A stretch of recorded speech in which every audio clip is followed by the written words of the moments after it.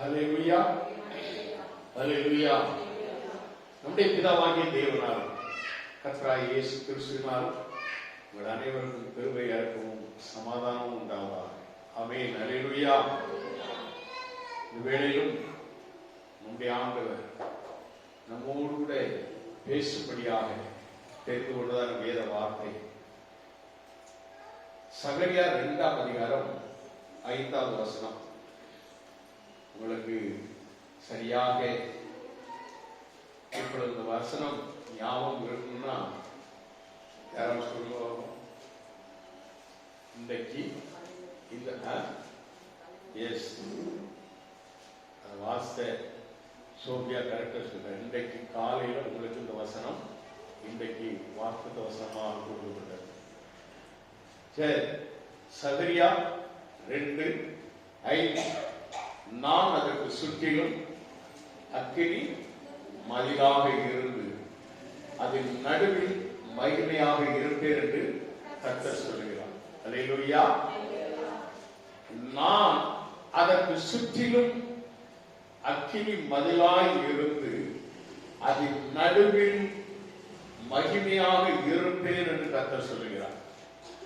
நம்முடைய ஆண்டவர் நம்முடைய வாழ்க்கையிலே, நம்முடைய சபையிலே, நம்முடைய ஆலயத்திலே, இந்த வார்த்தை எருசலேமுக்காக சொல்லப்பட்ட வார்த்தை என்று சொன்னார். எருசலேம் என்பது தேவ ஆலயத்தை குறிக்கிறதான இடம், தேவ சபை கூடுகிறதான இடம் தான் எருசலேம்.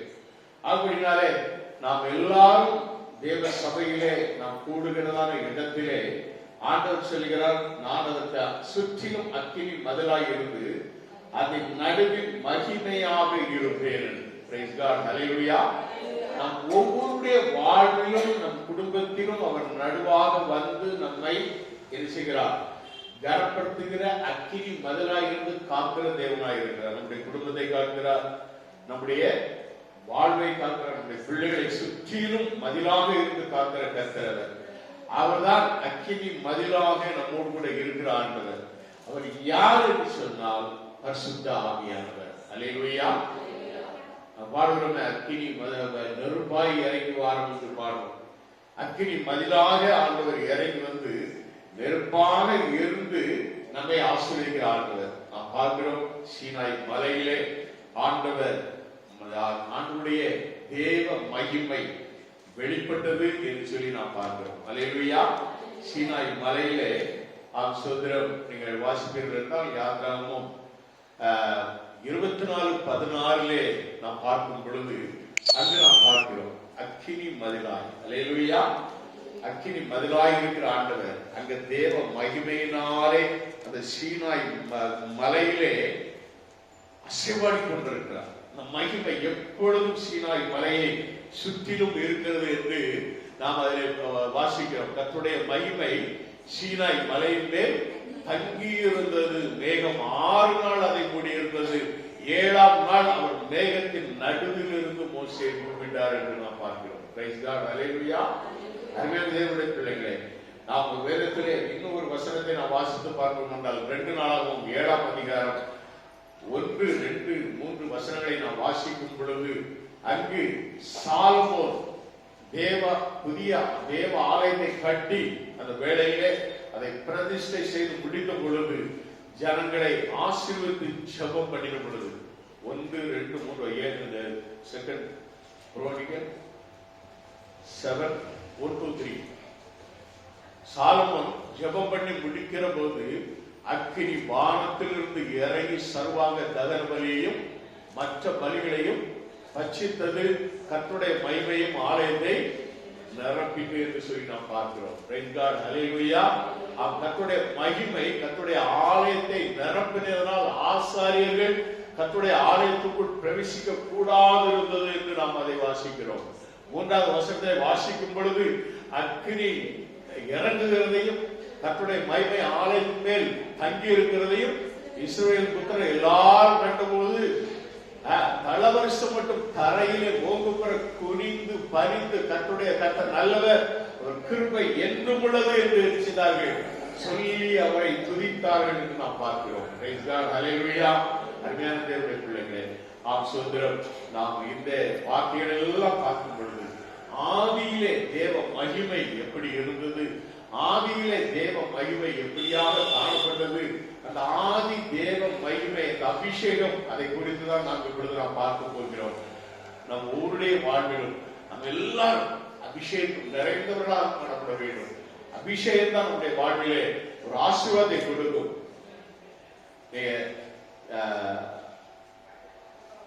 இங்கிலாந்து தேசத்தில் உள்ள வெள்ளையர்கள் அவங்க அப்படியே தேடி அவங்க அப்படியே இந்த உலகத்தை சில நாடுகளை கண்டுபிடிக்க போகும்பொழுது அமெரிக்க தேசத்தை அவங்க கண்டுபிடிச்சப்போ, இந்த அமெரிக்காவில் செவிலியர்கள் என்று சொல்லக்கூடிய ஒரு பழங்குடியின மக்கள் அவங்க அங்க இருந்தாங்க. அவங்க அவங்களுடைய தொழிலை வேட்டையாடுவது. என்ன செய்வது? வேட்டையாடுவது. வேட்டையாடுவதற்காக அவங்க எப்போதும் கையில ஆயுதம் வச்சிருப்பாங்க. அந்த ஆயுதத்தை கூர்மையா வச்சிருக்கணும் அப்படிங்கிறதுக்காக அவங்க என்ன செய்வாங்க, அதை தீட்டி வச்சிருப்பாங்க. இந்த தீட்டுறதுக்கு அவங்க கழுத்துல ஒரு கல் வச்சிருப்பாங்க. தீட்டுறதுக்கு கவனமா கேளுங்க, தீட்டுறதுக்கு கழுத்துல ஒரு கல் வரும். அந்த கல்லுல அவங்க அப்படியே தீட்டிட்டு அதை எடுத்து விலங்குகளை எரிந்து கொண்டு அதை புசிப்பார்கள். இவங்க போறப்ப இந்த செவிலியர்களை பார்த்த பொழுது அவங்க கழுத்துல கிடந்த கல்லை அவங்க பார்த்தாங்க. யாரு? வெள்ளை வெள்ளக்காரங்க அதை பார்த்த பொழுது அவங்களுக்கு எப்பா ஏற்பட்ட கல், இவங்களுக்கு ஒன்றுமே தெரியல. மெதுவா கேட்டான், நான் உனக்கு பிரெட் கொடுக்குறேன், நீ எனக்கு அந்த கல்லை தருவாயான்னு கேட்டான். அவனுக்கு தான் இந்த மாதிரி நிறைய கல் கிடைக்குமே,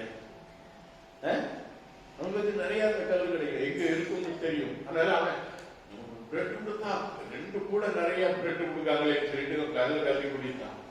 அந்த கல் எல்லாமே விலை உயர்ந்த கல், மாணிக்க கல். ஹல்லேலூயா. அவங்களுக்கு அதோடைய விலை தெரியல, மதிப்பு தெரியல, ஒன்றுமே தெரியாம அவங்க நினைச்சாங்க எல்லாத்தையும் கல்வி கொடுத்தாங்க. இந்த வெள்ளையர்கள் அமெரிக்கா முழுவதையும் சுதந்திரத்து இன்னும் ஆளுகை செய்கிறவர்களா இருக்கிறாங்க. இன்னும் அந்த பழங்குடியின மக்கள் செவிலியர்கள் அவங்க இன்னும் அப்படியே தான் இருக்கிறார்கள். ஹல்லேலூயா. அருமையான தேவனுடைய பிள்ளைகளே, இன்னும் ஆண்டவர் பரிசுத்த ஆவியானவர் மாசமான யாவர் மேலும் என் ஆவியை ஊற்றுவேன் என்று சொல்லி ஊற்ற அவர் சித்தமுள்ளவராய் காணப்படுகிறார். நல்ல கவனமாக கேளுங்க, சித்தமுள்ளவராய் இருக்கிறார். நாம அபிஷேகத்தை பெற்றுக்கொள்ள வாஞ்சியோடு இருக்கிறோமா? அபிஷேகம் நிறைந்த பிள்ளைகளாக காணப்பட வேண்டும் என்று நாம் வாஞ்சிக்கிறோமா? நம்முடைய வாஞ்சை எப்படி காணப்படுகிறது? நம்முடைய வாஞ்சை எப்படி காணப்படுகிறது? ஆனால் இன்றைக்கு அநேக பரிசுத்த ஆவியானவரை குறித்து அவர்கள் என்ன செய்வது கிடையாது, அந்த வாஞ்சியோடு அவரை தேடுவது கிடையாது. ஆனால் வாஞ்சியோடு பரிசுத்த ஆவியானவர் நமக்குள்ளே வர வேண்டும் என்று எண்ணுவதே கிடையாது. வாஞ்சியுள்ள இருதயங்களில் வாசல் செய்கிற பரிசுத்த ஆவியானவர். பிரைஸ் காட், ஹல்லேலூயா. ஆசீர்வாதத்தை விலையேறப்பட்ட அபிஷேகத்தை நிறைய பேர் அற்பமாக எழுதுகிறார்கள். 1 தெசலோனிக்கேயர் 5ஆம் அதிகாரம் 1 தெசலோனிக்கேயர் 5ஆம் அதிகாரம் 19வது வசனத்தை நாம் வாசிக்கும் பொழுது இந்த வேத வசனம் சொல்கிறது, எல்லாவற்றையும் ஆவியை அவித்து போடாதீர்கள் என்று சொல்லப்படுகிறது. இன்னைக்கு பரிசுத்த ஆவியை அவித்து போடுகிறவர்களாய் நாம் காணப்படுகிறோம், அசட்டை செய்கிறவர்களாய் காணப்படுகிறோம், அற்பமாய் எண்ணுகிறவர்களாய் காணப்படுகிறோம். பரிசுத்த ஆவியானவர் யார், எப்படிப்பட்டவர், அவர் எவ்வளவான விலையேறப்பட்டவர் என்பதை நாம் அறிந்து கொள்ளாதபடி இந்த பரிசுத்த ஆவியானவரை நாம் என்ன செய்து விடுகிறோம், தள்ளி விடுகிறவர்களாய் காணப்படுகிறோம். எபிரேயர் 10ஆம் அதிகாரம் 29வது வசனத்திலே நான் வாசிக்கும் பொழுது 10:29 வாசிக்கும் பொழுது தேவனுடைய சோதரம் 10 தேவனுடைய குமாரனை காலின் கீழ் மிதித்து தன்னை பரிசுத்தம் செய்த உடன்படிக்கையின் ரத்தத்தை அசுத்தம் என்று எண்ணி கிருபையின் ஆவியை நிந்திக்கிறவன் எவ்வளவு கொடிதான ஆக்கினைக்கு பாத்திரவானாய் இருப்பான் என்பதை யோசித்துக் கொள்ளுங்கள் என்று சொல்லப்படுகிறது. இங்கே நாம் அநேக வேளைகளிலே அந்த கிருபையின் ஆவியை நிந்திக்கிறவர்களாக காணப்படுகிறோம், அசட்டை செய்கிறவர்களாக காணப்படுகிறோம். பரிசுத்த ஆவியானவர் மூலமாக நமக்கு கொடுக்கிறதான வார்த்தையை, வசனத்தை ஏற்றுக்கொள்ளாதபடி நாம் என்ன செய்கிறோம், செவியை அடைத்துக் கொள்ளுகிறவர்களாய், இருதயத்தை கடினமாக்கிக் கொள்ளுகிறவர்களாய் காணப்படுகிறோம். அப்படிப்பட்டவர்கள் ஆக்கினைக்கு பாத்திரமாக இருப்பான் என்பதை யோசித்து பாருங்கள் என்று அப்போஸ்தலர் பவுல் எபிரேயருக்கு எழுதும் பொழுது எழுதுகிறார். பிரைஸ் காட், ஹல்லேலூயா. சுத்திரம். இன்னொரு இடத்திலே இயேசு சொல்கிற வார்த்தை மத்தேயு 12ஆம் அதிகாரம், மத்தேயு 12ஆம் அதிகாரம் 31வது வசனத்தை நாம் வாசிக்கும் பொழுது 12:31, மத்தேயு 12:31. Glory to God. ஆதலால் எந்த பாவமும் எந்த தூஷணமும் மனுஷருக்கு மன்னிக்கப்படும். ஆவியானவர் அதை சொல்லப்படுற பாருங்க, அது மிக தெளிவாக சொல்லப்படுகிறது. ஆவியானவருக்கு விரோதமான தூஷணமோ மனுஷருக்கு மன்னிக்கப்படுவதில்லை என்று சொல்லப்படுகிறது. அல்லேலூயா. அசுதரம். இயேசு சொல்கிறார், நான் உங்களுக்கு சொல்லுகிறேன், எந்த பாவமும் எந்த தூஷணமும் மனுஷனுக்கு மன்னிக்கப்படும். எல்லாவற்றையும் மன்னிக்கிற ஆண்டவர்.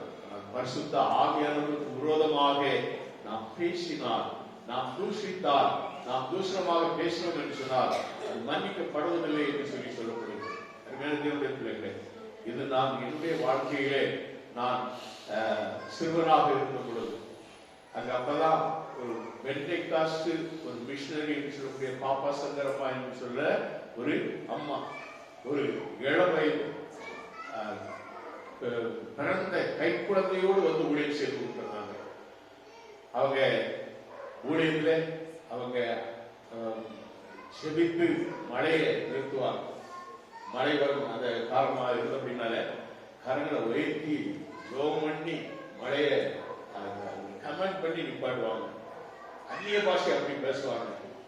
இதெல்லாம் பார்த்து நான் சிறுவனாக இருந்த பொழுது வீட்டில் வந்து அதை சொல்லி இருக்கிறேன். அதை சொல்லி நான் அந்த அந்நிய பாஷை பேசி குதிச்சுட்டு நிற்கும் போது என்னுடைய பேரண்ட்ஸ் எங்க அம்மா திட்டுவாங்க, எங்க அப்பா பார்த்து சிரிப்பாரு. சிறு பிள்ளைங்கிறதுனால அவங்க ஒருவேளை அதை அப்படியே விட்டாங்க. ஆனால் வளர்ந்து வந்தேன், வாலிபமும் வந்தது. ரட்சிப்பின் அனுபவம் இல்லாத ஜீவியத்திலே பாவ வாழ்க்கை வாழ்க்கையுடைய அனுபவத்திலே ஒரு நாளிலே ஆண்டவர் என்னை சந்தித்தார். அவருக்கு முன்பாக என்னை தாழ்த்தி அர்ப்பணித்த பொழுது அவருடைய ரட்சிப்பை பெற்றேன், ஒரு விடுதலையை பெற்றேன், பாவத்திலிருந்து விடுதலையை பெற்றேன். ஆனால் அபிஷேகம் என்பது எனக்கு கிடைக்கல. அபிஷேகம் என்பது எனக்கு கிடைக்கல. அபிஷேகமே இல்லை.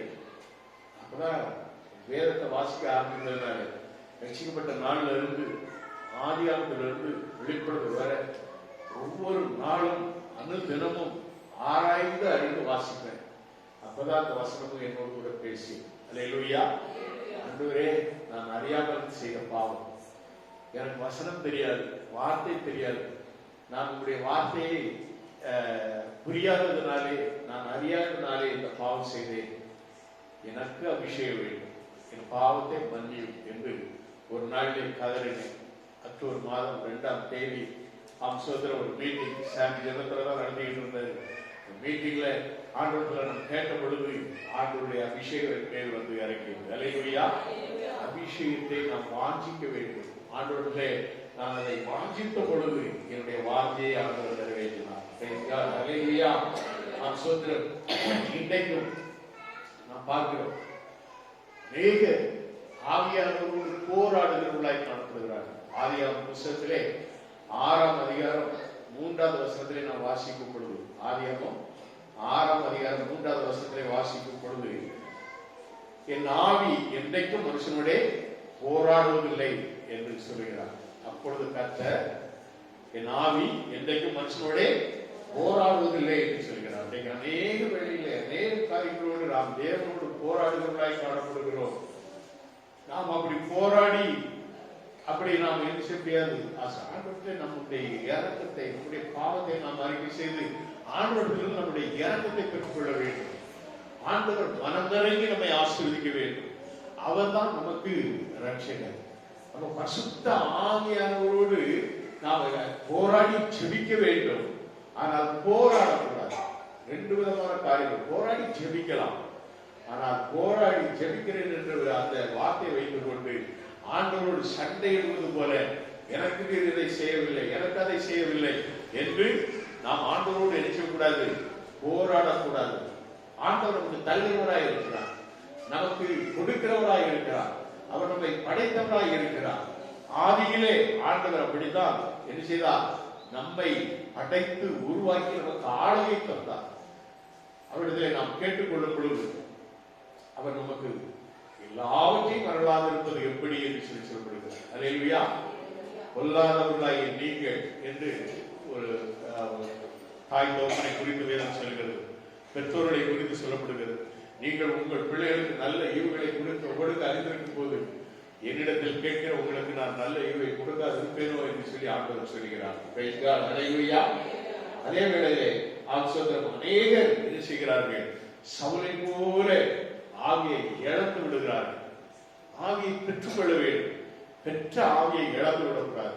கீழ்ப்படியாமையினால் சவுலுடைய வாழ்விலே கீழ்ப்படியாமையினால் 1 சாமுவேல் புத்தகம் 16ஆம் அதிகாரம் 16வது வசனத்திலே வாசிக்கும் பொழுது அங்கு நாம் பார்க்கிறோம், கர்த்தருடைய ஆவி சவுலை விட்டு நீக்கினார். கர்த்தரால் விடப்பட்ட பொல்லாத ஆவி அவனை கலங்க பண்ணி கொண்டிருந்தது என்று சொல்லி நாம் பார்க்கிறோம். Praise God. ஹல்லேலூயா. இதை இந்த வார்த்தைகள் எல்லாம் நாம் பார்க்கும் பொழுது அப்போ ஆண்டவர் கொடுக்கிற நல்ல ஆவி, நல்ல ஆவி, பரிசுத்த ஆவி, அந்த ஆவியை கீழ்ப்படி ஆவியினால இந்த சவுல் இழந்து இப்ப அவங்கள ஒரு பொல்லாத ஆவி போயிருக்கு. அல்லேலூயா. பொல்லாத நல்ல ஆவியை கொடுக்கிற ஆண்டவர், நல்ல ஈவுகளை கொடுக்கிற ஆண்டவர். பரிசுத்த ஆவியானவருடைய அபிஷேகத்தை நீங்கள் பெற்றுக்கொண்டால் நம் ஒவ்வொருடைய வாழ்வுமே மிகுந்த ஆசீர்வாதமாய் காணப்படும். யார் இந்த பரிசுத்த ஆவியானவர்? அவர் சிருஷ்டிக்கும் பரிசுத்த ஆவியானவர். Price God. ஹல்லேலூயா. அவர் சிருஷ்டிப்பின் காலத்திலே நீங்கள் பார்க்கும் பொழுது வேதம் இப்படித்தான் சொல்கிறது. ஆதியாகமம் 1:1 நாம் பார்க்கிறோம், ஆதியிலே தேவன் வானத்தையும் பூமியையும் உண்டாக்கினார் என்று சொல்லி நாம் பார்க்கிறோம். அதே 1 நாளாகவும் 16:26 வாசிக்கும் பொழுது கர்த்தரோ வானங்களை உண்டாக்கினவர் என்று சொல்லப்படுகிறது. வானங்களை, வானத்தையும் பூமியையும் வந்து அங்கு ஒருமையில் சொல்லப்பட்டிருக்கிறது. இங்கு 1 நாளாம் புத்தகத்திலே வானங்களை உண்டாக்கினார். ஆண்டவர் பூமியை உருவாக்கி பூமிக்கு மேலாக வானங்களை ஒரு வாரம் அல்ல பல வானங்களை ஆண்டவர் உண்டாக்கி இருக்கிறார். Praise God. ஹல்லேலூயா. அப்படி ஆண்டவர் உருவாக்கின ஆண்டவர். அவரை குறித்து வேதம் என்ன சொல்கிறது? ஏலோகிம். ஏலோகிம்னா என்ன அர்த்தம்? ஏலோகிம் தேவன், சிருஷ்டிப்பின் தேவனை அப்படின்னு நம்ம பாடுவோம். சிருஷ்டிப்பின் தேவன் யெகோவா ஏலோகிம், சிருஷ்டிப்பின் தேவனை அப்படின்னு நம்ம பாடுறோமே. ஏலோகிம் என்று சொன்னால் சிருஷ்டிப்பின் தேவன். அல்லேலூயா. சகோதரர், ஆதியாகமம் புத்தகத்திலே 1ஆம் அதிகாரம் 3வது வசனத்தை நாம் வாசிக்கும் பொழுது நாம் அங்கு பார்க்கிறோம், அங்கு பிதாவாகிய தேவன் என்ன செய்கிறார்? அங்கு உருவாக்குகிறார், சிருஷ்டிப்பை உருவாக்குகிறார். 3வது வசனத்தை வாசிக்கும் பொழுது தேவன் வெளிச்சம் உண்டாக்குறது என்றால் வெளிச்சம் உண்டாயிற்று என்று நாம் பார்க்கிறோம். அதை எபிரேயர் 11ஆம் அதிகாரம் 3வது வசனத்திலே நாம் வாசிக்கும் பொழுது 11:3 நாம் வாசிக்கும் பொழுது விசுவாசத்தினாலே நாம் உலகங்கள் தேவனுடைய வார்த்தையினால் உண்டாக்கப்பட்டது என்றும் இவ்விதமாய் காணப்படுகிறவர்கள் தோன்றப்படுகிறவர்களாய் உண்டாகவில்லை என்றும் அறிந்திருக்கிறோம். இப்ப நம்ம பார்க்கிறோம், விசுவாசத்தினாலே நாம் உலகங்கள் தேவனுடைய வார்த்தையினால் உண்டாய். முதல்ல பிதா என்ன செய்கிறார்? வெளிச்சம் உண்டாக்குறார். அது எதனாலே உருவாக்குறார்? வார்த்தை. வார்த்தை என்று சொன்னார் யாரு? இயேசு. அல்லேலூயா. பிதா, குமாரன், பரிசுத்த ஆவியானவர் இந்த மூவரும் சேர்ந்துதான் உலகத்தை உண்டாக்கினார். அப்ப பிதா உலகத்தை உண்டாக்குறது வார்த்தை என்ற இயேசு கிறிஸ்துவுடைய நாமம் பயன்பட. Praise God. ஹல்லேலூயா. அடுத்தது நாம் ஏசாயா 40ஆம் அதிகாரம், ஏசாயா 40ஆம் அதிகாரத்திலே 12:13 நாம் வாசிக்கும் பொழுது 40:12-13 நாம் வாசிக்கும் பொழுது அங்கு நாம் பார்க்கிறோம், தண்ணீர்களை தமது கைப்பிடியால் அளந்து வானங்களை ஜானளவாய் பிரமாணித்து பூமியின் மண்ணை மரக்காலில் அடக்கி பர்வதங்களை துலாக்கோலாலும் மலைகளை தராசாலும் நிறுத்தவர் யார்? கர்த்தருடைய ஆவியை அளவிட்டு அவருக்கு ஆலோசனைக்காரனாய் இருந்து அவருக்கு போதிக்கிறவன் யார் என்று சொல்லப்படுகிறது. அல்லேலூயா. அந்த சராசரத்தையும் ஆவியானவருடைய துணையோடு தான் உருவாக்கப்பட்டது. அல்லேலூயா. நம்முடைய ஆண்டவர் சிருஷ்டிக்கிற ஆண்டவர், நம்முடைய ஆவியானவர் சிருஷ்டிப்பின் மூல பொருளாய் இருந்திருக்கிறார். Price the Lord. அல்லேலூயா. அவர் சோதரம் நம் ஒவ்வொருடைய வாழ்விலும் நாம் சிந்தித்து பார்க்க வேண்டும். நம்முடைய வாழ்க்கை சூரியமாக காணப்படுகிறதா, குறைபட்ட வாழ்க்கையாக காணப்படுகிறதா, நாம் எப்படி காணப்படுகிறோம், நம்முடைய வாழ்க்கை எப்படி இருக்கிறது? பரிசுத்த ஆவியானவர் நிறைவானதை தருகிற ஆண்டவர். நம்முடைய வாழ்க்கையிலே ஆசீர்வாதம் இல்லையா? நாம் ஆண்டவரை நோக்கி பார்க்க வேண்டும்.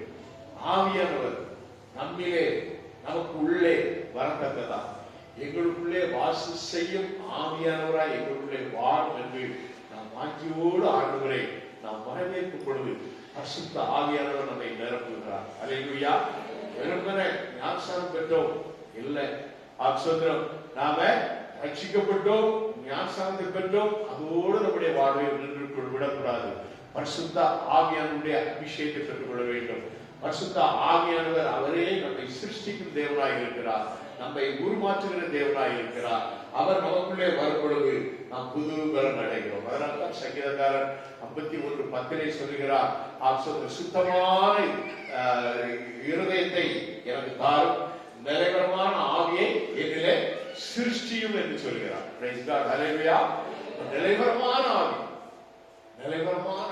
நிலைவரமான பரிசுத்தாவியானவர் அவர் நமக்குள்ளே சிருஷ்டியாய் இருக்க வேண்டும். அல்லேலூயா. ஆமென். எசேக்கியேல் புத்தகத்திலே 36:26 நாம் வாசிக்கும் பொழுது, எசேக்கியேல் 36:26 நாம் வாசிக்கும் பொழுது அங்கு நாம் பார்க்கிறோம், glory to God. உங்களுக்கு நவமான இருதயத்தை கொடுத்து உங்கள் உள்ளத்திலே புதிதான ஆவியை கட்டளையிட்டு கல்லான இருதயத்தை மாம்சத்திலிருந்து எடுத்து போட்டு சதையான இருதயத்தை கொடுப்பேன் என்று. அல்லேலூயா. சோதரம். Praise God. அல்லேலூயா. ஒரு புது இருதயம், புது இருதயம், நவமான இருதயம், பரிசுத்த ஆவியானவர் நமக்கு அருளுகிற ஒரு ஆசீர்வாதமான ஒரு இருதயம் நமக்கு வேண்டும். அது ஆவியானவரால் நிரப்பப்பட்ட ஒரு இருதயமாக காணப்பட வேண்டும். ஆவியானவர் நமக்குள்ளே வாசம் செய்கிறவராக காணப்பட வேண்டும்.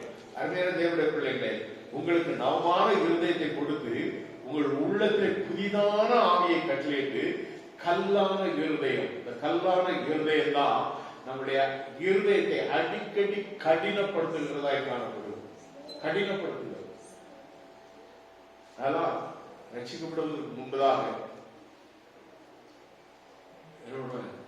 அப்ப எங்களுக்கு தெரிஞ்சது விசேஷ சர்ச் தான். விசேஷ சர்ச்சு போவோம், அந்த பழைய பாடல்களை பாடுவாங்க. பாடலை நாம் எப்போதுமே பாடல்களை அதனுடைய அர்த்தத்தோடு செவியில வாங்கி அதை கேட்பது உண்டு, அதை பாடுவது உண்டு. ஏன்னா சிறு பிள்ளையிலேயே கிறிஸ்தவ பாடல்களை பாடி பாடி பாடி பரிசு பெற்றவர் சிறு பிள்ளையிலேயே. அப்படின்னாலே பாடலை அப்படியே நான் கேட்கும் பொழுது சில வரிகள் என் உள்ளத்தை உடைக்கும், என் கண்ணில் கண்ணீர் வர ஆரம்பிக்கும். ஒரே ஓட்டம் சர்ச்சுக்குள்ள இருந்து வெளியில் போயிருந்தேன்.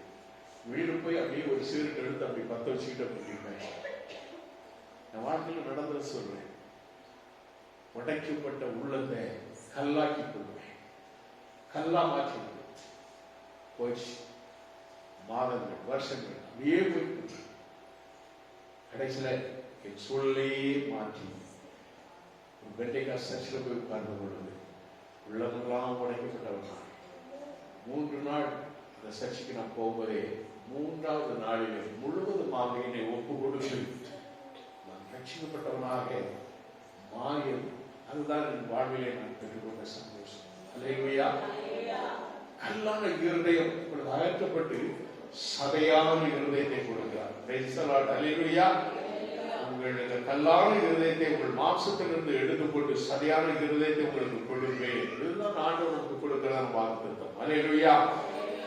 உங்கள் உள்ளத்திலே என் ஆவியை வைத்து உங்களை என் கட்டளைகளில் நடக்கவும் என் நியாயங்களை கைக்கொள்ளவும் அவைகளின்படி செய்யவும் பண்ணுவேன் என்று சொல்கிறார். கரங்களை தட்டி தேவனை மகிமைப்படுத்துவோம்.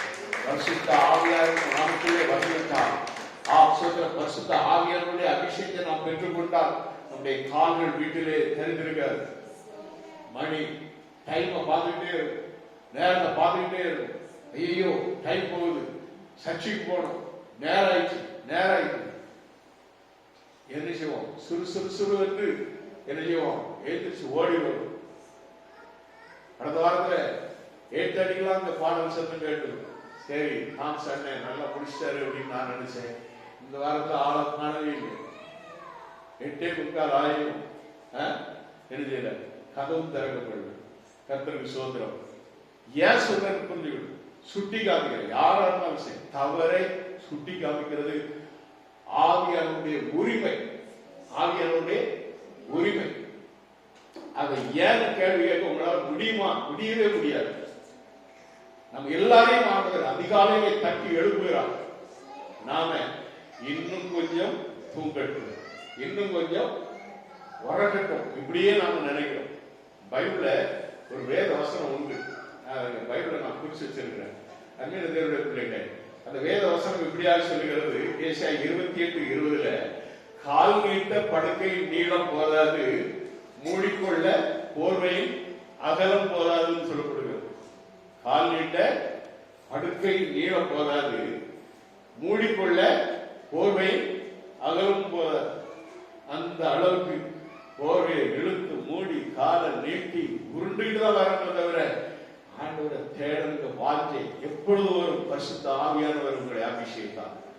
உண்மையான ஒரு அபிஷேகத்தை பெற்றுக்கொள்ளும் பொழுது வீட்டிலே தரித்திருக்க முடியாது. எப்பொழுது அவருடைய சன்னதியில் வந்து நிற்பேன். அல்லேலூயா. இதெல்லாம் தாவீது சொல்கிறார், மானானது நீரோடைகளை வாஞ்சித்து கருவது போல என் ஆத்துமா உண்மையில் தாகமாக இருக்கிறது, நான் எப்பொழுது அவருடைய சன்னதியில் வந்து நிற்பேன். நம்மளால இருக்க முடியாது. ஆபீஸ்ல இருப்போம், ஐயோ இன்னைக்கு வியாழக்கிழமை பைபிள் ஸ்டடி, நான் போகணும், வந்துருவோம். ஒரு 5 நிமிஷம் முன்ன வந்துடலாம். வருவதற்கு அந்த பரிசுத்த ஆவியானவர் தான் என்ன செய்வார்? உங்களை உந்தி தள்ளுவார், நம்மளை தள்ளிக்கிட்டே வந்து நிற்பார். நல்லா சண்டே ஆச்சுன்னா ஆபீஸ்ல மற்ற நாட்கள் நேரத்துலாம் நிறைய வேலைகள் காலையிலே 7:30 தான். அப்ப நான் 6 மணிக்கு எழுந்திரிச்சேன். இன்னைக்கு 6 மணிக்கு எழுந்திரிச்சேன். ஒரு 1/2 மணி நேரம் லேட் தான். ஆனாலும் கூட எழுந்து எல்லாவற்றையும் என்னுடைய இது எழுந்திரிச்சு ஜெபம் பண்ணி பைபிளும் வாசித்து எல்லா வேலைகளும் அதுக்கப்புறம் நான் சில காரியங்கள்லாம் செய்வேன். அவ்வளவு செய்துவிட்டு ஓடி வந்து நான் நினைச்சேன், ஐயோ சவுண்ட் வரலையே, வாட்ஸ்அப்பும் கேட்கலையே. ஓடி வந்து அதெல்லாம் செய்துவிட்டு மீண்டும் நான் மேல போயிட்டு மறுபடியும் என்ன செய்தேன், வந்தேன். எதுக்காக சொல்லுவாருன்னு சொன்னா, பரிசுத்த ஆவியானவர் நம்மளை உட்கார விட மாட்டார், ஓடிட்டே இருப்பார். யாருக்காக? அவருக்காக, அவருடைய நாம மகிமைக்காக. அதுக்குத்தான் அபிஷேகம் தேவை. அல்லேலூயா. நீங்க 36, 37வது வசனத்துக்கு வாசி பார்த்தீங்கன்னா, நாம அந்த அபிஷேகத்தெல்லாம் நம்ம இப்படி பெற்று நாம வந்தோம் சொன்னா, கர்த்தராகிய ஆண்டவர் சொல்கிறது என்னவென்றால், இஸ்ரவேல் வம்சத்தாருக்கு நான் இதை அனுகிரகம் செய்யும்படி அவர்கள் என்னிடத்தில் விண்ணப்பம் பண்ண வேண்டும். என்ன பண்ணணும்? மந்தையை பெருகப்படுகிறது போல அவர்கள் மனிதரை பெருகப்படுவேன் என்று சொல்கிறார். அல்லேலூயா. நாம் விண்ணப்பம் பண்ணி பரிசுத்த ஆவியானவரை நமக்குள்ளே கொண்டு வந்து விட்டால் மந்தையை பெருகப்படுகிறது போல மனிதர்களை பெருக பண்ணி சபையை நிரப்புவார். அல்லேலூயா. அருமையான தேவனுடைய பிள்ளைகளே, பரிசுத்த ஆவியானவர் சிருஷ்டிக்கும் ஆவியானவர். அல்லேலூயா. சிருஷ்டிப்பின் ஆவியானவர் நமக்குள்ளே இருக்கும். அப்படி இல்லைன்னா சிருஷ்டிப்பின் ஆவியானவருக்கு பதிலா லூசிபர் வந்து விட்டார். லூசிபர் அந்த மேல இருந்து கீழே தள்ளி விடப்பட்ட பொழுது அவன் எங்க வந்து விழுந்தான்? பூமியில வந்து விழுந்தான். பூமியை ஆண்டவர் அழகாக உருவாக்கினார். வேதம் சொல்கிறது, பூமியை ஏசாயா 45:18 நான் வாசிக்கும் பொழுது, ஏசாயா 45:18 வாசிக்கும் பொழுது இந்த வேத வசனம் சொல்கிறது, வானங்களை சிருஷ்டித்து பூமியையும் வெறுமையாயிருக்க சிருஷ்டியாமல் அதை குடியிருப்புக்காக செய்து படைத்து அதை உருவேற்படுத்தின தேவனாய கர்த்தர் சொல்கிறதாவது, நானே கர்த்தர், வேறொருவர் இல்லை. அல்லேலூயா. அப்ப பூமியை குடியிருப்புக்காக சிருஷ்டித்தார். இன்னைக்கு எவங்களாம் எப்படிலாம் ஆராய்ச்சி பண்ணிட்டு இருக்கான், பணத்தை செலவு பண்ணான், அவருடைய மூளையை செலவு பண்றான். மூளையை செலவு பண்ற நாள்ல அப்படியே ஆண்டுடைய பாதத்தில் உட்கார்ந்து, சிருஷ்டிப்பின் தேவனே, பரிசுத்த ஆவியானவரே என்னை நிரப்புன்னு சொன்னா அவர் அப்படியே ஆவியில கொண்டு போய் எல்லா உலகத்தையும் சுத்தி காமிச்சு எதுவுமே ஒண்ணுக்கு உதவாது. நான் இந்த உலகத்தை நான் படைத்தேன், இந்த உலகத்தை நான் சிருஷ்டித்தேன், உன்னையும் படைத்தது நான், உன்னை இந்த உலகத்துல உன்னை உருவாக்கி நீ வாழ்வதற்காக அந்த உலகத்தை படைத்தேன் என்று ஆண்டவர் நிச்சயமாக சொல்லியிருப்பான். அவன் மூளை பெற்று வேஸ்ட் பண்ண வேண்டாம். நீ ஆராய்ச்சி பண்றன்னு சொல்லிட்டு உன் படத்தை நீ வேஸ்ட் பண்ண வேண்டாம். கர்த்தரை தேடினால் போதும், கர்த்தருடைய ஆவியானவரை பெற்றால் போதும்.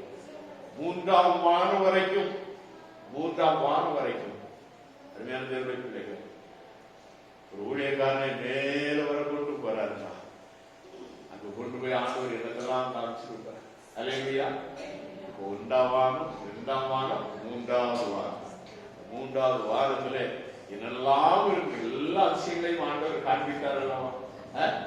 மூன்றாம் வாரம் வரைக்கும் யோவான் அவரும் கூட அங்கு அந்த வெளிப்பாட்டை பெற்றவர். Praise God. அல்லேலூயா. நான் மாம்சத்தில் இருந்தேனா எப்படி இருந்தேன் எனக்கு தெரியல. சொல்ல மூன்றாம் வானம் வரைக்கும் எடுத்துக் கொள்ளப்பட்டேன். பரிசுத்த ஆவியானவர் நம்மை ஆட்படும் பொழுது மூன்றாம் வானம் வரைக்கும் நம்ம எடுத்து செல்வார். Praise Lord. அல்லேலூயா. ஆனால் இந்த லூசிபர் சாத்தானானவன் நம்முடைய வாழ்க்கையில விழுந்துட்டா அவ்வளவுதான், நம்முடைய வாழ்க்கை அது ஒழுங்கின்மையும் வெறுமையுமாய் மாறி. நீங்க அதை வாசிக்கலாம். எங்க வாசிக்கிறோம்? ஆதியாகம புத்தகத்துல வாசிக்கிறோம். ஏன் ஆண்டவர் அவருடைய படைப்பு அழகா உருண்டையா இதை படைச்சார். எதை படைத்தாரு? பூமியை படைத்தார். அவர் அந்த நாள்ல உருண்டையா படைச்சத எத்தனையோ வருஷங்களுக்கு பிறகு விஞ்ஞானிகள் பூமி உருண்டை கண்டுபிடிச்சான். என்னது அது? அவனுக்கு கைது. அடப்பாவி, நீ பைபிள் வாசிக்கிறதுனா ஆண்டவர் அப்பவே படைச்சா இருக்கிறது தெரிஞ்சுக்கா முட்டா பேரு. நீ என்ன நீங்க? நான் சொல்றேன், வேதம் தெரிந்தா வேதம் உன்னை விஞ்ஞானிக்கு மேலாக உன்னை உயர்த்தி கொள்ளும். அல்லேலூயா. இன்றைக்கும் நாம இப்படி இருக்கிறதா எதனால அப்படின்னா வேதத்தை வாசிப்பதே கிடையாது. வேதம் நம்முடைய குடும்பத்தை நடத்தி செல்லும், நம்முடைய வாழ்க்கையை நடத்தி செல்லும், நம்முடைய ஜீவிதத்தை நடத்தி செல்லும், நீ செய்யக்கூடிய தொழிலை நடத்தி செல்லும். வேதத்தை விட்டு போட்டுட்டு நாம நம்முடைய காரியத்தையே நாம் பார்த்து கொண்டிருக்கிறோம். ஆண்டவரை விட்டுறோம், பரிசுத்த ஆவியானவரை விட்டுறோம். நமக்கு எது தோணுகிறது இப்போ பிரசன்ட்ல? ஐயோ இது எனக்கு வரல, இந்த இது வரல, இந்த காலுக்கு வந்தா எனக்கு ஒரு என்னது கிடைச்சிடும், ஒரு விடுதலை கிடைச்சிடும். இப்படித்தான் நம்முடைய திங்கிங் போயிட்டு இருக்கு. சத்திய ஆவியானவர் உனக்குள்ளே இருந்தால் நீ சத்தியத்திலே நிலைத்திருப்பார். சத்தியம் உன்னை விடுதலையாகும். Price God. ஹல்லேலூயா. விடுதலை ஆவியானவர், விடுதலை ஆவியானவர். நாம் இந்த ஆவியானவரை பெற்றுக்கொள்ளும் பொழுது பல காரியங்களுக்கு விடுதலையாக்கப்பட்டவர்களாய் காணப்படுவோம். இன்னைக்கு நாம அப்படி இல்லை, காரணம் என்ன? லூசிபருடைய சில காரியங்கள் நம்மை வெறுமையாக்கி கொண்டிருக்கு, நம்மை உடைத்துக் கொண்டிருக்கு.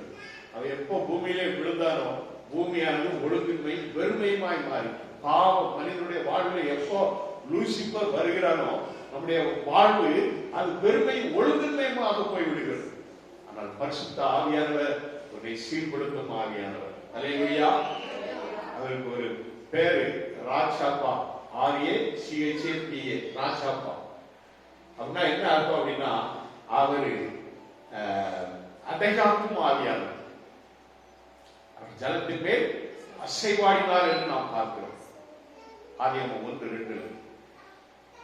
அடைகாத்தல் அப்படின்னு சொன்னா அந்த எபிரேய மொழியில சொல்லப்பட்டிருக்கிறது ராஜப்பா என்று சொல்லப்பட்டிருக்கு. ராஜப்பா என்ற சொல்லுக்கு அடைகாத்தல் என்று அர்த்தம். கோழி முட்டை அப்படியே முட்டை போட்டுட்டே இருக்கும். திடீர்னு அந்த முட்டைக்கு மேல போய் கோழி படுக்கும். 21 நாட்கள் 20 நாட்கள் முடிவு 21வது நாள்ல அந்த உள்ள இருக்கிற அந்த மஞ்சள் கரு அப்படியே என்ன செய்யும், ஒரு உயிராக மாறி அந்த வெள்ளக்கருவை அது உட்கொண்டு அப்படியே அதெல்லாம் தீரும் பொழுது முழு உருவம் பெற்று அந்த முட்டையை உடைச்சிட்டு அப்படி வெளியில வரும் பாருங்க. அப்படியே மூக்கை கொண்டு அப்படியே கொத்தி கொத்தி கொத்தி வெளியே அடைகாத்தம்.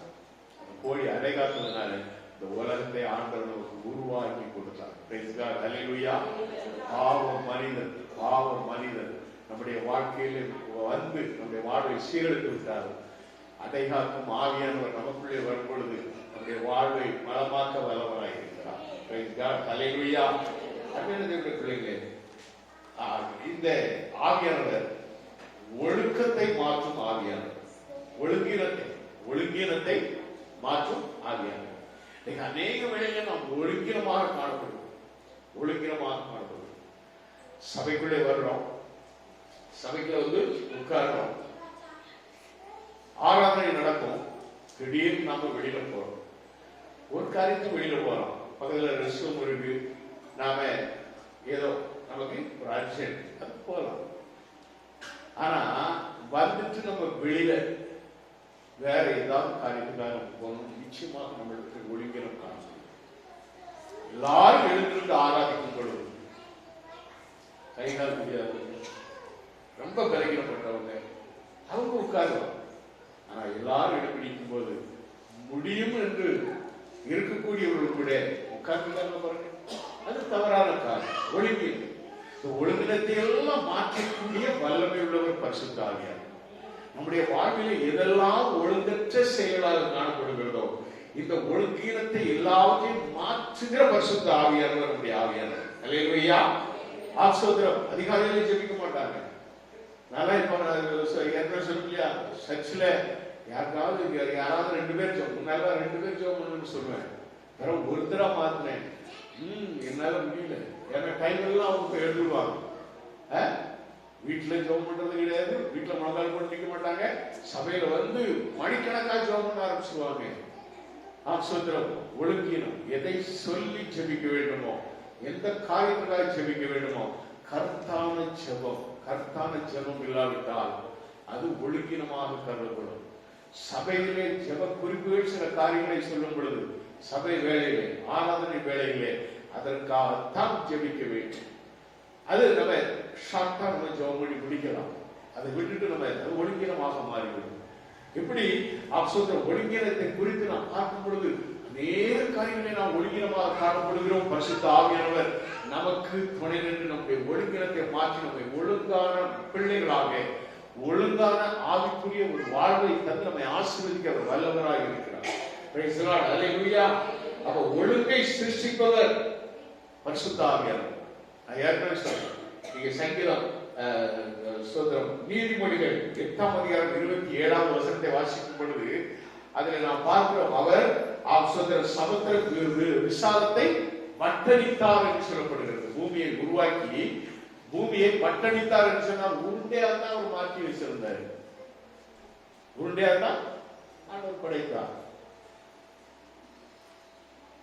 ஆனா ஆராய்ச்சி செய்யறது தட்டையா இருந்தது, அப்படி இருந்தது, இப்படி இருந்தது, கடைசியில வரத உருண்டையாச்சு அப்படின்னு சொல்லி சொன்ன உடனே சொல்றோம், அதை உலகமே ஏற்றுக்கொண்டது. ஆனால் வேதம் அதுக்கு முன்பதாகவே சொல்லிவிட்டது. Price the Lord. ஹல்லேலூயா. ஆசோதரம் ஞானியை கொண்டு ஆண்டவர் அதை விளக்கி விட்டார். அதனால ஆசோதரம் இந்த லூசிபர் என்கிறதான அந்த சாத்தான் மூலமாக நம்முடைய வாழ்க்கை ஒழுங்கீனமாக காணப்படுகிறது. Praise the Lord. ஹல்லேலூயா. ஒரு முறை டிஎல் மூடி அவர் நகர்ப்புறத்தில் உள்ள 7 பிள்ளைகளெல்லாம் அப்படி கூப்பிட்டாரு. 14 பேர் 14 பையர்களோடு அவர் என்ன செய்தாரு, அவர் கூட்டு வந்து அவருடைய வீட்டுல தங்க வச்சு அவர் பராமரித்தார். இந்த 14 பையனுடைய சேர்ந்து அவர் போட்டோ எடுத்தார். இந்த டிஎல் மூடியுடைய வீட்டுல 2 போட்டோ தொங்குமா. ஒன்று 14 பையன்களோடு உள்ள ஒரு போட்டோ. அடுத்ததாக அந்த கொஞ்ச நாள் ஆட்சி இவங்க இந்த 14 பேருடைய முகமும் களையிழந்து காணப்பட்டது. களையில்லாத முகமாக இருந்தது. அதுல கடைசியில் 2 பேர் ஓடி போயிட்டாங்க. போதனையை கேட்காம, கர்த்தருடைய வார்த்தையை கேட்காம, மூடி பெரிய பிரசங்கியார். மூடி பெரிய பிரசங்கியார். மூடி பிரசங்கியார் வந்து நான் ஏற்கனவே உங்கள்கிட்ட சொல்லியிருக்கிறேன். காட்டுக்குள்ளே தெரிந்த ஒரு மண்டபத்துல ராத்திரி அவர் பிரயாணத்துல போய் பேச அப்படின்னா இருக்குள்ள அந்த மண்டபத்துல போய் நான் என்னத்தை போய் பிரவசிக்க யாருமே இல்லையே அப்படின்னு சொன்னா, நீ போ அப்படின்னு போய் பிரசங்கம் பண்ணா அந்த பிரசங்கத்தை ஏதோ கள்ளன் கேட்டு இவர் அடுத்த ஒரு மீட்டிங்ல போய் நிற்கும் போது, ஐயா உங்களுடைய பிரசங்கத்தை கேட்டு நான் சொல்றேன், எங்கப்பா அந்த அதான் மூடி பிரசங்க. மூடி பிரசங்க. அப்படிப்பட்ட அந்த 14 பையன்களை அவர்கள் வளர்த்து அதுல 2 பேர் ஓடி போயிட்டாங்க. திரும்ப அடுத்த அந்த போட்டோ எடுத்தப்போ 12 பேர். அந்த 12 போட்டோவை அந்த 12 பேர் போட்டோவையும் பக்கத்தில் வச்சிருந்தாரு. முதல்ல அவங்க வந்த பொழுது அவங்க முகத்துல கலையே கிடையாது. ஆனால் 2வது எடுத்த அந்த 12 பேரோடு எடுத்த அந்த போட்டோல பிள்ளைகள் அவ்வளவு மனமகிழ்ச்சியா சந்தோஷமா அவருடைய முகம் பிரகாசமாக இருக்கிறது. இங்க ரட்சிக்கப்பட்டு பரிசுத்த ஆவியின் வல்லமை பெற்ற வரங்களை பெற்ற பிள்ளைகள் நீங்க எத்தனை 14,000 பேர்களுக்கு மத்தியிலும் அவங்களை குறிப்பா தெரிந்து விடலாம். அவர்கள் முகம் மற்றவர்களை விட பிரகாசமாக இருக்கும். அல்லேலூயா. அத்துடைய பிள்ளைகள் ஆம்பிரியவர்களே, சோதரன் தானியேல் புத்தகத்தை நம்ம வாசிக்கிறோம். சோதரன் தானியேலோடு கூட சாத்ராக் மேஷாக் ஆபேத்நேகோ 4 பேரையும் தனியா போதகை செய்தாங்க, வச்சு பராமரித்தாங்க. ஏன்னா இவங்க சொல்லிட்டாங்க, நாங்க ராஜாவின் போஜனத்தை நாங்க சாப்பிட மாட்டோம், எங்களுக்கு எரிய சும்மா அந்த காய்கறிகளை கொடுத்தா போதும், நாங்க மட்டன் மீன் சிக்கன் மீன் இதை சாப்பிட்டுதான் எங்க உடம்ப நாங்க தேர்த்தணும் இல்லை. எங்களுக்கு ஒருவர் இருக்கிறார். ஜெபம் பண்ணாங்க. வச்ச சாப்பாடு இருந்தது, வெறும் கீரை பருப்பு வகைகளை தான் சாப்பிட்டாங்க. களையுள்ள முகமா மாறிது. எதனால? பிரேயர், அபிஷேகம், ஆசீர்வாதம். அவர்கள் ராஜாவுக்கு முன்பாக நிறுத்திய பொழுது மற்றவர்களெல்லாம் அபிஷேக சாத்ராக் மேஷாக் ஆபேத்நேகோடு தானியேலின் கர்த்தர் உயர்த்தினார். Praise the Lord. ஹல்லேலூயா. சோதரம் அருமையான தேவனுடைய பிள்ளைகளே, நம்முடைய பரிசுத்த ஆவியானவர் வெறுமையை மாற்றுகிற ஆண்டவர். ஹல்லேலூயா. வெறுமையை மாற்றி நமக்கு ஆசீர்வாதத்தை கொடுக்கிற தேவன். வெறுமை நம்முடைய வாழ்விலே இல்லாதபடி எல்லாவற்றையும் நம்முடைய வாழ்விலே தந்து நம்மை ஆசீர்வதிக்கிற கர்த்தர். நாம் வாசிக்கிறோம். அப்போஸ்தலர் 2ஆம் அதிகாரம் 4வது வசனத்திலே வாசிக்கும் பொழுது எல்லாரும் பரிசுத்த ஆவியினால் நிறைந்தவர்களாய் காணப்பட்டார்கள் என்று நாம் வாசிக்கிறோம். அதே 4:31 நாம் வாசிக்கும் பொழுது அவர்கள் எல்லாரும் பரிசுத்த ஆவியினால் நிரப்பப்பட்டவர்களாய் இருந்தார்கள் என்று நாம் வாசிக்கிறோம். அதே அப்போஸ்தலர்களுடைய புத்தகம் 6:3 நாம் வாசிக்கும் பொழுது மூப்பர்கள் 7 பேரும் பரிசுத்த ஆவியினாலும் ஞானத்தினாலும் நிறைந்தார்கள் என்று சொல்லி நாம் பார்க்கிறோம். அதே அப்போஸ்தலர்களுடைய புத்தகம் 13:9 நாம் வாசிக்கும் பொழுது பவுல் பரிசுத்த ஆவியினால் நிறைந்தவனாய் இருந்தார் என்று சொல்லி நாம் பார்க்கிறோம். அதே 7ஆம் அதிகாரம் 55வது வசனத்திலே வாசிக்கும் பொழுது சேவா பரிசுத்த ஆவியினால் நிறைந்தவனாய் இருந்தார் என்று சொல்லி பார்க்கிறோம். நிறைதல் என்பது பரிசுத்த ஆவியானவர். நிறைவுள்ளது வரும்பொழுது குறைவுள்ளது ஒழிந்து போகும். கரங்களை உயர்த்தி ஒரு அழைக்க சொல்லுவோம். நிறைவுள்ள அபிஷேகம் உன்னை நிரப்பும் பொழுது, பரிசுத்த ஆவியானவர் உன்னை நிரப்பும் பொழுது உனக்கு இருக்கிற குறைகள் எல்லாம் பேரும், தாழ்வு மனப்பான்மை எல்லாம் பேரும். நம்மையே நாம தாழ்த்தி இது பண்ணிட்டு நம்மளை நாமளே என்ன செய்கிறோம்? கூட்டி கொள்கிறோம். நம்மளை நாமளே குறை சொல்லிக் கொண்டு நம்மளை நாமளே நாம் என்ன செய்யறோம்? வஞ்சிக்கவர்களாக காணப்படுகிறோம். நம்மளை நாமளே நினைச்சுக்கிறோம், ஒரு குற்றமுள்ளவர்களாக காட்ட நாம் இது பண்ணிக்கிறோம். ஆனால் நிறைவான பரிசுத்த ஆவியானவர் நமக்குள்ளே வரும்பொழுது குறைவை எல்லாத்தையும் ஆண்டவர் நீக்கி போடுவோம். அல்லேலூயா. அதெல்லாம் வேதம் சொல்கிறது, நிறைவானது வரும்பொழுது குறைவானது ஒழிந்து போகும். அல்லேலூயா.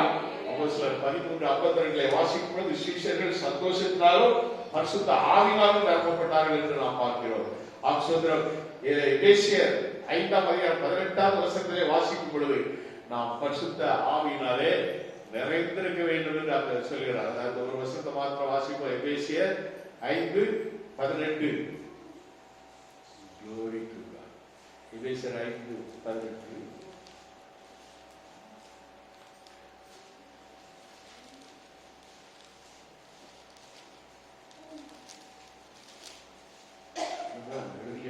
சங்கீதங்களினாலும்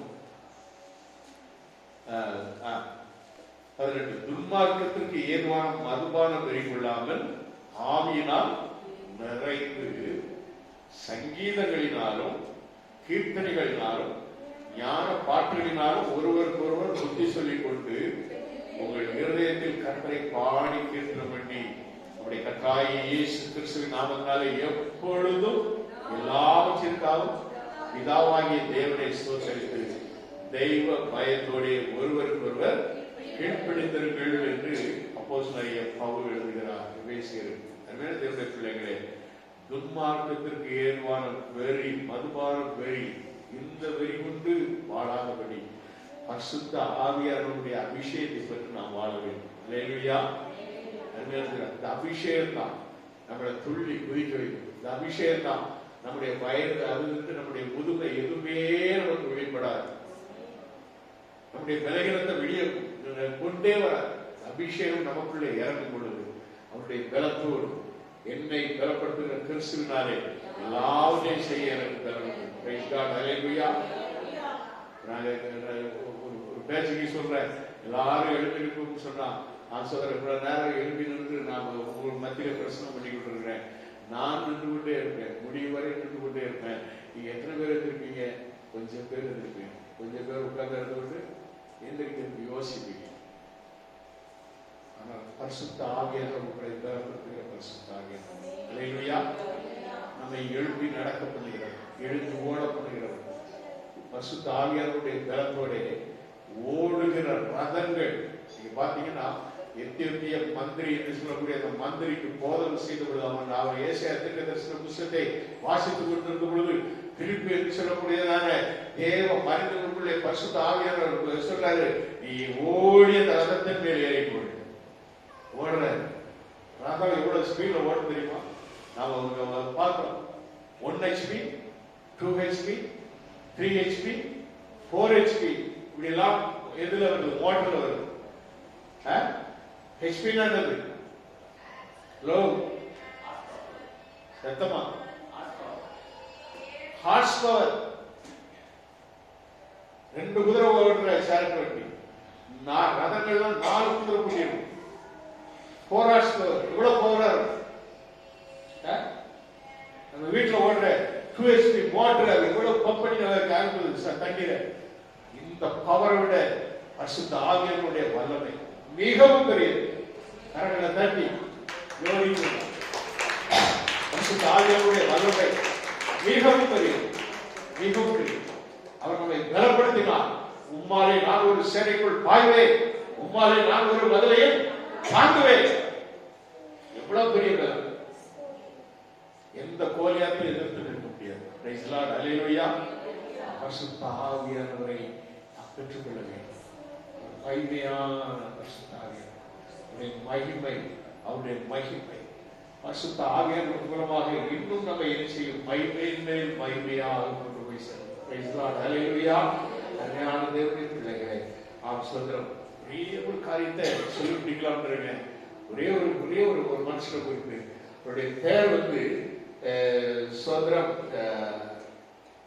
தேப்பு ஒரு பேர் சுதந்திரம் தேப்பு ராதா மாணிக்கம்.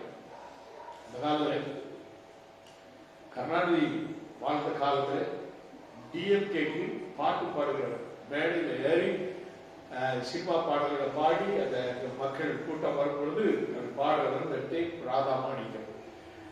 இவர் என்ன பண்றாரு? திடீரென்று அவர் என்ன செய்தார்? ரசிக்கப்பட்டார். ஆவியானவர் அவருக்குள்ளே என்ன செய்தார்? வாசம் செய்ய ஆரம்பித்தார். அப்படியே தூக்கி போட்டுட்டு கிறிஸ்துவுக்காக பாட ஆரம்பித்தார். கிறிஸ்தவ கூட்டங்களிலே பாட ஆரம்பித்தார். நல்ல ஒரு பாடகனை ஆண்டவர் என்ன செய்தார்?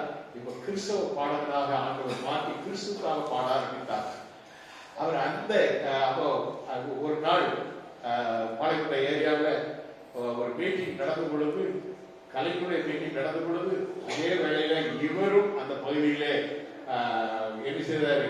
ஒரு இடத்துல பாட்டு பாடுவதற்காக அந்த மேடையிலே தோன்றுவதற்காக சென்றவர். கலைஞர் ஒரு தடவை பார்த்து வந்துடுவோம், அதுக்கு பிறகு நம்ம வந்து பாடலாம்னு சொல்லிட்டு அவர் போய் பார்த்தப்போ அந்த திராவிட முன்னேற்ற கழகத்துடைய கலைஞர் கருணாநிதியை பார்த்த பொழுது அவர் என்ன மாணிக்கம், நீ இப்பெல்லாம் நம்ம ஸ்டேஜ் வந்து பாடல அப்படின்னு சொன்னப்போ, நீ வருவாயா வருவாயான்னு கேட்டார். நீ இப்போ வருவாயா வருவாயா அப்படின்னு சொல்லிட்டு கேட்டார்.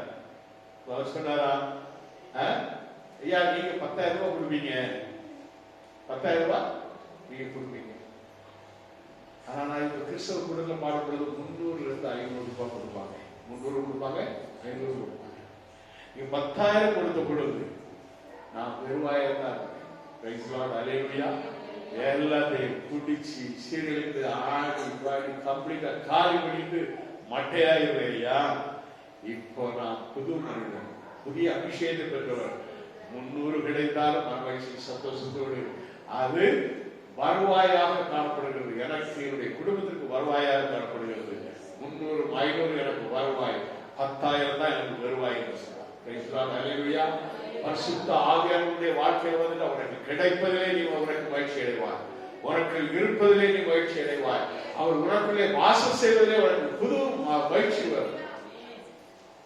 வெறுமன நம்முடைய வாழ்க்கையை வீணாக்காதபடி பரிசுத்த ஆவியானவருடைய அபிஷேகம் மகிமையின் ஆவியானவர். அல்லேலூயா. அவருடைய அபிஷேகம் நம்மை வாழ வைக்கும், அவருடைய அபிஷேகம் நம்மை வழிகாட்டும், அவருடைய அபிஷேகம் இருளை என்ன செய்யும், வெளிச்சமாக மாற்றும். ஆண்டவர் தாமே நம்ம ஒவ்வொருவரையும் ஆசீர்வதிப்பாராக. அவருக்கே மகிமை உண்டாகட்டும். அபிஷேகம் பெற்றுக் கொள்வோம். இந்த நாளிலே நாம் சொல்றோம், எல்லாரும் அப்படி எழுப்பி நின்று, ஆண்டவரே இதுவரை எனக்கு கிடைக்காத அந்த அபிஷேகத்தை எனக்கு தான் எல்லாம்